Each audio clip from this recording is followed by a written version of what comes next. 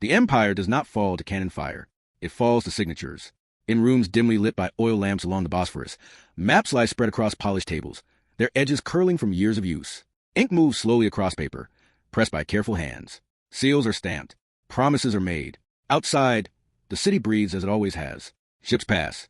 Markets hum. Minarets cut the sky. Nothing looks like collapse. And yet, something permanent has just been agreed to. History prefers the drama of battlefields and burning cities. It teaches that empires die when they're defeated by stronger armies. The truth is quieter. This empire began to lose its future long before it lost its wars. For generations, the Ottoman state had ruled vast lands linking Europe, Asia, and Africa. It controlled choke points of global trade, sacred cities, and fertile regions. On maps, it appeared immense and enduring, but power was changing. The world was no longer ruled by territory alone. It was ruled by speed, capital, and industry. Those who could mobilize money quickly could build railways, factories, fleets, and armies at a scale no traditional system could match. The Ottomans could see this shift happening. They could feel the pressure. Modernization was no longer optional. It was survival. Money, however, was scarce. War drained treasuries. Revolts disrupted tax collection. Trade routes shifted as steamships bypassed old paths. The state needed funds to reform its army, build infrastructure, and maintain control. Domestic revenue was not enough, so help arrived from abroad. It came in the form of loans, issued by foreign banks and backed by powerful governments. The language was reassuring. Development, stability, progress. Each agreement was presented as a solution to an immediate problem. Each one bought time. Think about that. Time is often the most expensive thing an empire can purchase. Credit moved faster than troops ever could. No soldiers marched across borders. No flags were raised over captured cities. Instead, contracts traveled by ship and rail, carrying terms that reached deeper than any invasion. Interest rates, repayment schedules, and guarantees quietly shaped what the empire could and could not do. Revenue streams were pledged. Future income was spoken for. Control shifted without spectacle. This was conquest without conquest. Territory was not taken by force. It was priced, measured, and slowly placed under financial control. From the outside, little seemed to change. The empire still governed. Laws were enforced. Officials issued decrees. The flag still flew. This is why the story is so often misunderstood. Decline appeared gradual, almost natural. Observers spoke of inefficiency and decay. They missed the mechanism working underneath. Debt is not dramatic. It does not announce itself. It accumulates quietly, turning decisions into obligations. It narrows options. It rewards compliance and punishes resistance. Over time, it replaces sovereignty with dependence. Imagine a government that must ask permission to spend its own money. Imagine revenues collected in Ottoman cities being redirected before they ever reach Ottoman hands. Imagine decisions shaped not by public need, but by repayment schedules written years earlier. This is how leverage works. It does not need to be enforced daily. It simply exists, shaping every choice. The empire still looked intact on maps, but its freedom of movement was shrinking. Every new loan tightened the same grip. The Middle East, as a region, stood at the center of this transformation. Its geography mattered more than ever. Sea lanes, land routes, and future resources made it strategically priceless. European powers understood this clearly. Control of the region meant control of global trade and influence.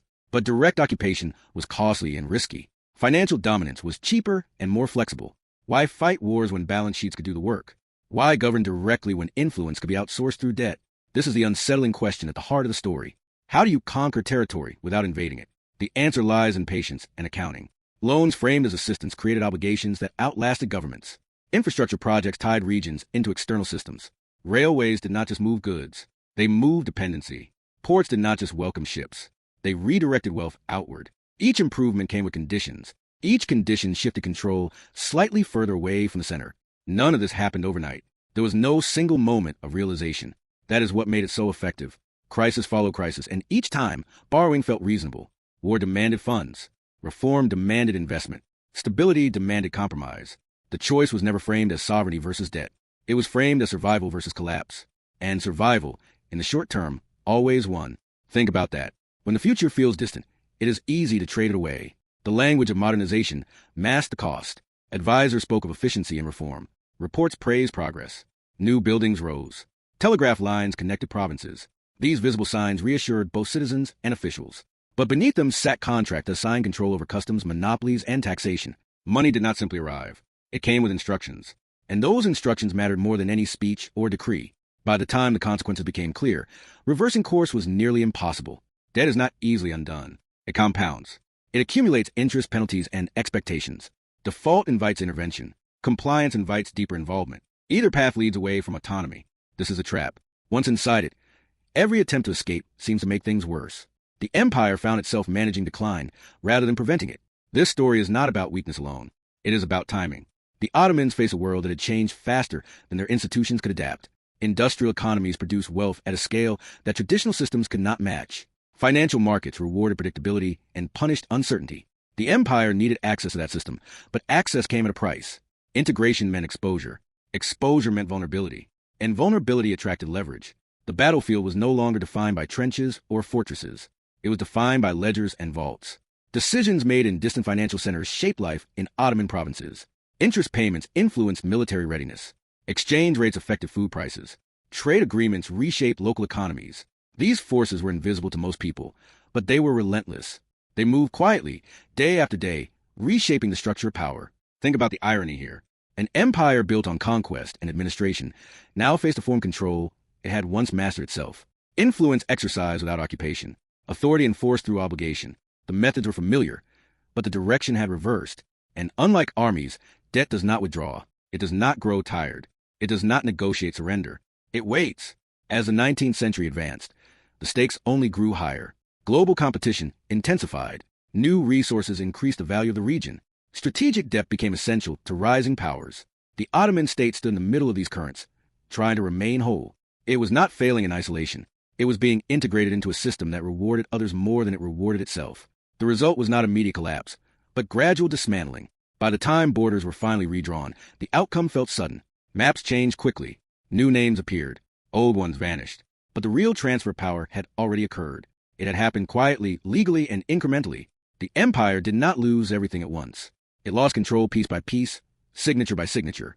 That is why the story matters. It challenges the way collapse is remembered. This chapter opens a door to that reality. It asks the viewer to look away from the battlefield and toward the balance sheet, to see debt not as a technical detail, but as a weapon that reshaped the Middle East without firing a shot, a weapon that turned survival into surrender. And as the empire continued forward, still standing but increasingly constrained, the outcome became less a question of if and more a question of when.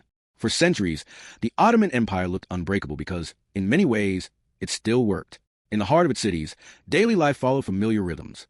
Bazaars opened at dawn, crowded with merchants calling out prices and weighing goods. Caravans arrived from distant provinces, bringing grain, textiles, and spices. Courts issued rulings. Taxes were collected. Soldiers drilled in barracks and patrolled borders that had been defended for generations. To anyone passing through, this was not an empire on the edge of collapse. It was an empire adapting, adjusting, and enduring. Decline, if it existed at all, appeared slow and manageable. From the outside, European observers often described the Ottoman state as sick, but not dying. Newspapers wrote about reforms and modernization. Diplomats spoke of stability returning. The government announced new laws meant to centralize authority and streamline administration. Military units adopted modern uniforms and tactics. Schools were reorganized. Ministries expanded.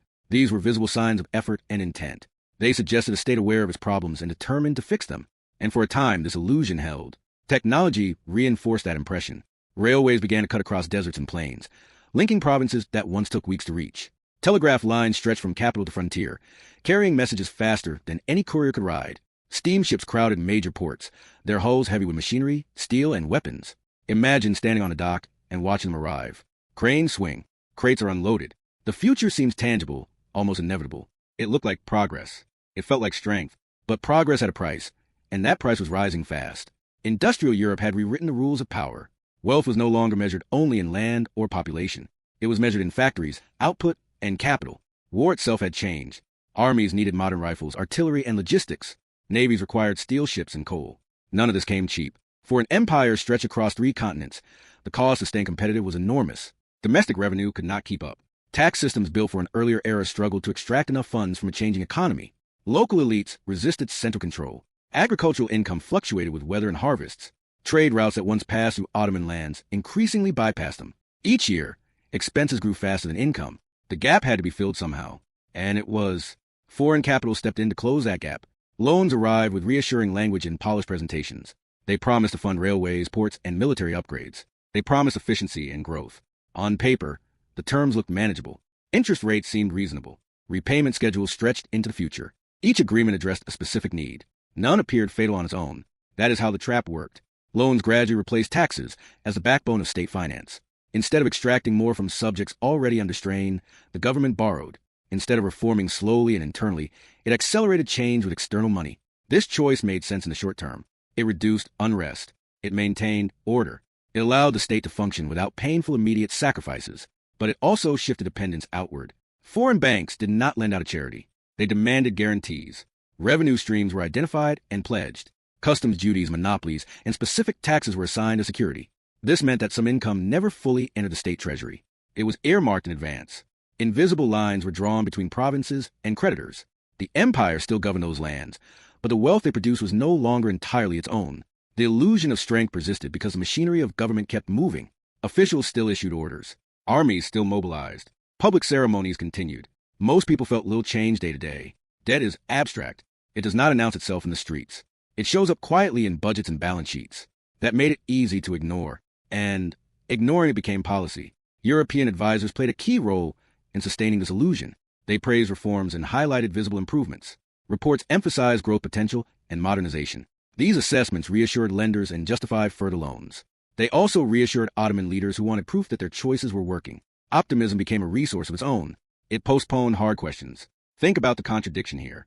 An empire that still looks sovereign, still flies its flag, and still commands loyalty, yet increasingly cannot act freely. On paper, authority remains centralized. In practice, options narrow. Decisions are shaped by repayment obligations rather than strategic preference. The state can choose how to govern, but not always how to spend. That is a subtle but profound shift. Railways offer a perfect example. They were symbols of modernization, linking regions and enabling faster movement of troops and goods. But they were often financed, built, and operated with foreign capital. The routes served imperial needs, but they also served external interests. Raw materials flowed outward efficiently. Manufactured goods flowed inward just as easily. Integration deepened. But so did dependence. Ports followed a similar pattern. Expanded harbors increased trade volume and visibility. Ships arrived in greater numbers. Commerce appeared to boom. Yet control over port revenues and operations often rested in foreign hands.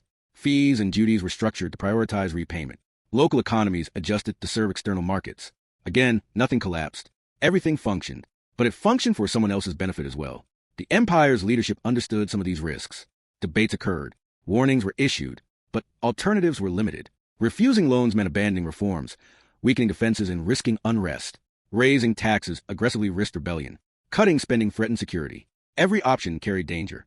Borrowing seemed like the least bad choice. And each time it was chosen, the margin for maneuver shrank. This is how illusion becomes reality. When a system appears stable, its vulnerabilities are discounted. When progress is visible, its cost is overlooked. The Ottoman Empire did not suddenly wake up dependent. It drifted there through a series of rational decisions made under pressure. Each one was understandable. Together, they were transformative. To the outside world, the empire still looked like a major power. Diplomats negotiated. Treaties were signed. Alliances formed. Maps still showed vast territories under a single name. This perception mattered. It delayed intervention. It sustained confidence. It allowed the financial mechanism to operate without interruption. As long as the empire appeared functional, lending continued. Yet, beneath the surface, financial control was consolidating. Administrative autonomy eroded quietly. Certain decisions required approval. Certain revenues were no longer flexible. Crises revealed these limits. When emergencies arose, the response was slower, constrained by obligations already in place. The system still worked, but it worked on borrowed time. Imagine standing inside the imperial capital, watching new buildings rise and railways extend outward. It would be easy to believe in renewal, to believe that the empire was simply modernizing late, not failing. That belief shaped policy. It encouraged further borrowing. It reinforced the illusion of recovery, and it postponed reckoning. This chapter is not about incompetence or ignorance. It is about context. The Ottoman Empire faced structural challenges in a rapidly changing world. Industrial powers had advantages that compounded over time. Financial markets rewarded those advantages. Latecomers paid more to participate. The empire paid with autonomy. By the end of this period, the contradiction was clear to those who looked closely. Strength remained visible. Dependence did not. Flags still flew, but strings were attached. Orders were issued, but options were constrained. The empire was still standing, still governing, still fighting. Yet its foundations were shifting beneath it. The illusion of strength is often the most dangerous stage of decline. It delays action. It masks urgency. It convinces leaders that time is on their side. For the Ottoman Empire, time was the very thing being sold off year by year, loan by loan. And as long as the system appeared to function, the deeper transformation went largely unchallenged. This is where the story must go next. Because illusions do not last forever. Sooner or later, numbers assert themselves. Interest accumulates. Revenues fall short. Choices disappear. What looked like modernization begins to resemble something else entirely. And when that moment arrives, the mechanisms hidden in ledgers move into the open, reshaping power in ways no army ever could. The cracks did not appear in walls or borders. They appeared in ledgers. Lines of numbers that once balanced began to tilt in one direction. Interest payments grew larger each year, no longer a small obligation, but a central feature of the state budget. Money that once paid soldiers, repaired roads, or stabilized food prices was now spoken for before it was even collected. This shift was quiet, technical, and easy to overlook, but it changed everything. At first, the burden felt manageable. One loan could be refinanced with another. Short-term pressure could be pushed into the future.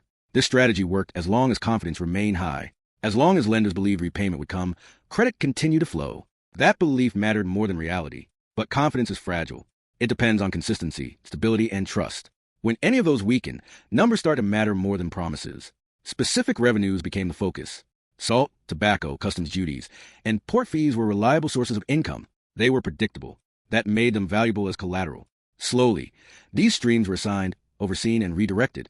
They did not disappear, but they stopped being fully Ottoman. Income passed through new hands before reaching the state. Oversight committees formed. Offices opened. Accountants replaced administrators. Control shifted from policy to procedure. This was a turning point. Control without occupation. No foreign troops were needed to enforce these arrangements. The mechanisms enforced themselves. Payments were automatic. Shortfalls triggered penalties. Missed obligations invited intervention. The empire could still rule its territory, but it could not freely use what that territory produced. Imagine governing a country where the most reliable income never reaches your treasury. That was the new reality. Railways, once symbols of unity and strength, revealed another layer of dependence. Built with borrowed money, they connected resource-rich regions to ports more efficiently than ever. But efficiency worked both ways.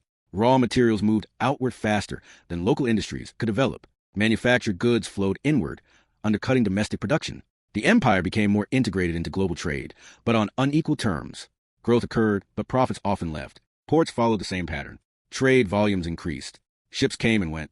On the surface, commerce flourished. But fees and duties were structured to prioritize repayment. Revenue that might have supported local economies was redirected. These arrangements were legal, binding, and difficult to undo. They were defended as necessary for stability. And in a narrow sense, they kept credit flowing. They postponed collapse. Debt stopped being a temporary solution and became structural. Each crisis reinforced the pattern. When wars broke out, borrowing increased. When crops failed or unrest spread, borrowing followed. Every emergency was met with the same tool. Cause and effect tightened like a knot. More debt, reduced flexibility. Reduced flexibility, increased vulnerability. Vulnerability made borrowing feel unavoidable. The cycle fed itself. As obligations grew, so did scrutiny. Financial commissions expanded their role. They did not govern provinces, but they influenced decisions. Budgets were reviewed. Spending priorities were questioned. Certain actions became difficult or impossible without approval. This was not formal occupation, but it was constraint. The state still issued laws, but it did so within limits defined elsewhere. Default loomed in the background, shaping every discussion. Missing payments would not simply damage reputation. It would trigger consequences. Credit would vanish. Trade terms would worsen. Intervention would become easier to justify. The fear of default kept the system intact. It encouraged compliance even when terms felt unfair. Think about that. Fear can be as powerful as force. This is where economics became destiny. Provinces rich in resources grew more valuable to creditors than to the empire itself. Their output mattered more than their allegiance. Influence followed money. Where income was reliable, attention increased. Where repayment was threatened, pressure mounted. Promises of protection and reform followed financial interest. Political outcomes were shaped by balance sheets. Why conquer land when controlling its income is cheaper?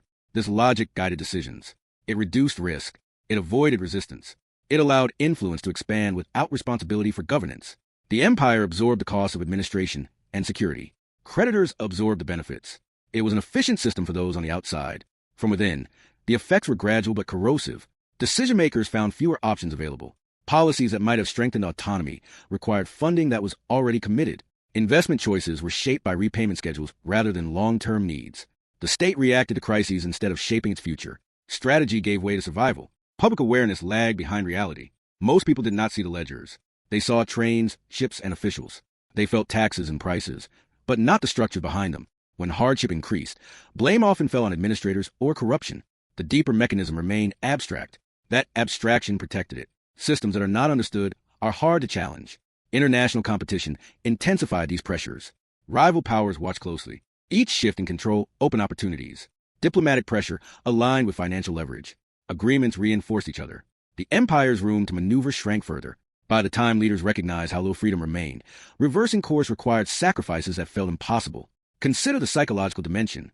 Admitting loss of control is difficult. It challenges identity and legitimacy. Leaders told themselves that the situation was temporary, that recovery was coming. Optimism became policy. Hope replaced strategy. Meanwhile, interest continued to accumulate.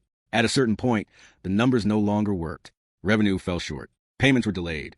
Confidence wavered. That moment exposed the system. What had been quietly managed now demanded attention. Supervision increased. Conditions tightened. The empire entered a new phase, one where autonomy was openly compromised in the name of stability. By then, the outcome was largely set. Borders still existed. Armies still marched. But the financial takeover was complete.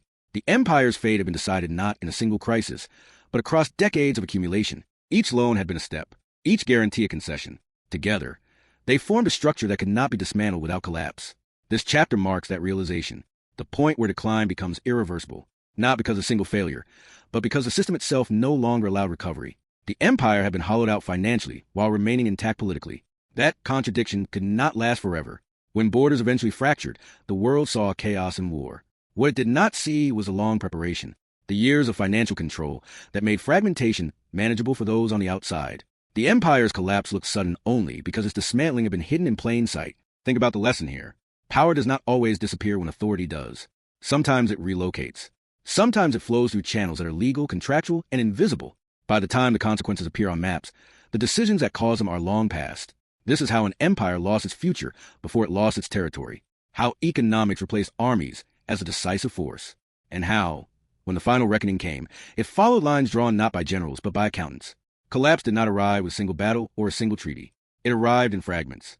One province at a time.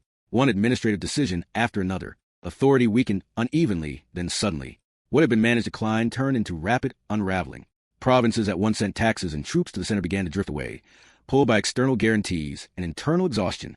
Control slipped not because the empire stopped claiming it, but because it could no longer enforce it without resources it did not own. When war returned on a massive scale, the system finally broke its cover.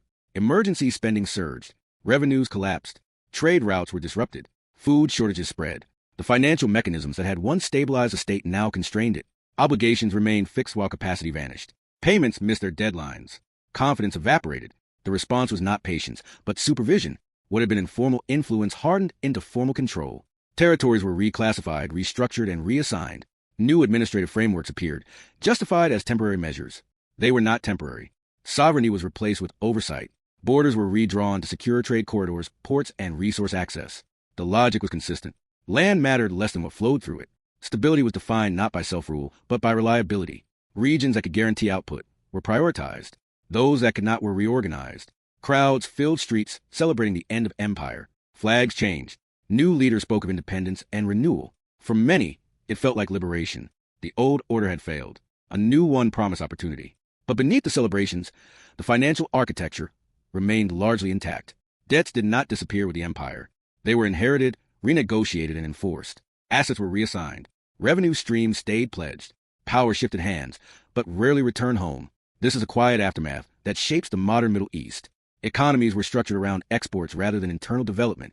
Oil, minerals, and strategic routes became the foundation of national income. External markets determined prices. External finance shaped budgets. Political stability became tied to creditworthiness. Decisions were weighed not only against public need, but against investor reaction. The pattern repeated itself across borders drawn in haste. Politics followed money. Governments that aligned with financial interests found support. Those that challenged the system faced isolation. Security arrangements reinforced economic dependency. Military assistance followed resource access. Diplomatic recognition followed compliance. This was not chaos. It was design. A system built to maintain flow, minimize risk, and protect investment. Borders were secondary. Balance sheets were not. Think about the transformation. An empire once governed through administration, and law was replaced by a region governed through contracts and guarantees. Authority no longer rested solely in capitals. It rested in agreements that outlasted elections and revolutions. These agreements were framed as neutral and technical. They were anything but. They defined who could borrow, who could trade, and who could decide. The long shadow of the system is still visible. States rich in resources remain vulnerable to price swings they do not control. Debt shapes policy choices. Currency stability becomes a political issue. Social spending competes with repayment obligations. Each crisis revives familiar pressures. Borrow to stabilize. Reform to reassure. Trade autonomy for time. The logic is not change. The lesson of the Ottoman collapse is not that empires inevitably fail. It is that power changes form. When military dominance becomes expensive, economic dominance takes its place. When occupation becomes risky, leverage becomes preferable. Control through finance is quieter, more flexible, and often more durable. It does not require flags or governors. It requires compliance. This story also challenges comforting narratives. It suggests that collapse is not always caused by incompetence or decay alone. It can be engineered through incentives that appear rational at every step. Survival today can cost control tomorrow. Modernization can deepen dependency. Help can arrive with conditions that reshape sovereignty itself. Imagine an empire still standing, still issuing laws, still commanding loyalty, unaware that its future has already been priced. Imagine leaders making careful, rational choices under pressure, not realizing that each one narrows the path ahead. That is how the Middle East was sold. Quietly, legally, incrementally, not through conquest, but through contracts. Understanding this history matters because the mechanisms did not disappear with the empire. They were refined.